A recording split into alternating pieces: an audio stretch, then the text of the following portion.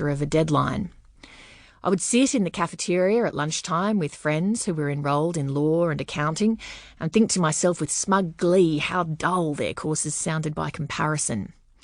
I still feel that way about journalism, and I try not to take for granted how fortunate I am to have a job I enjoy so much. As a young reporter, I was sent on every sort of story imaginable: floods, droughts, court cases, protest marches, police raids, murder trials, environmental messes, lunches for the homeless, colour features about the Royal Brisbane Show, surf accidents, sporting scandals, political downfalls. One thing I quickly learned was that I was not one of those journalists who thrive chasing ambulances or disasters. I did not like coming face to face with tragedy or pain.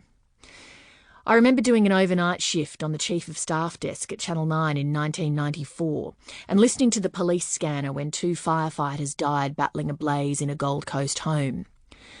The cameraman on the scene transmitted his footage back to me in the newsroom.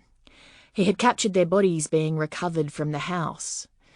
My job was to make a list of all the key shots for the reporter who'd be assigned this story first thing in the morning.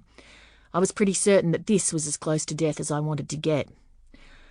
Over time, I gravitated to politics as much as possible, feeling more at ease dealing with a political tragedy than a genuine one. I spent the first 10 or so years of my career covering various news rounds and, amazingly, mostly managed to avoid first-hand exposure to true horror. I've never had to attend a car crash before the victims were cut from the vehicle, almost a rite of passage for many young journalists and police officers. I've never been sent to a war zone. I admire enormously my colleagues who do that sort of reporting because I know I do not have the courage or temperament for it. From late 2001, just after the 9/11 terrorist attacks, I was the North America correspondent for the Australian Broadcasting Corporation.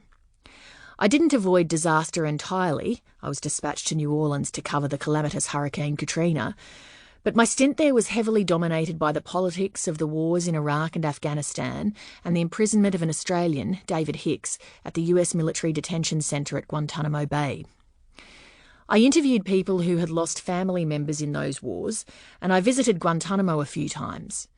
For me, it was not traumatic, because unlike the people I met and observed, I was able to return to my normal life after a few days. For the past decade, I've been largely studio-bound as an anchor, mostly on 7:30, the ABC's flagship nightly current affairs program. It is journalism of which I'm very proud, and I could not have more respect for my colleagues. In my role, I sometimes interview people on the best days of their lives, and often on the worst.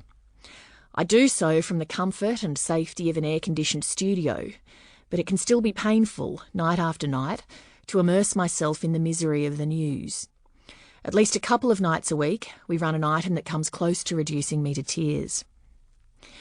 In one fairly typical news month on 7:30, March 2016, we covered child sex abuse by Catholic priests, coal workers dying horrible deaths from black lung, Fijian people devastated by a cyclone, nursing home residents abused by their carers, insurance companies refusing to pay people in dire need even though they'd faithfully paid their premiums, a dance teacher who sexually abused children, a famous swimmer diagnosed with melanoma, 500 people suddenly losing their jobs at an oil refinery, a suicide bombing in Turkey, students abducted by a Thai junta, a woman whose face was smashed with a hammer by her partner, a terrorist attack at Brussels airport, and a television star's degeneration from multiple sclerosis. Of course, there were other happier stories too, but the sad ones seemed to make a stronger impact. Notably, on the day of a terrorist attack, a mass fatality accident or some other major news story, the number of viewers watching 7:30 will almost certainly be bigger than usual. A public disaster appears to make television ratings spike. People seem perversely but irresistibly attracted to catastrophe when it happens to others, while in our daily lives we do everything possible to shield ourselves from these poison darts of fate.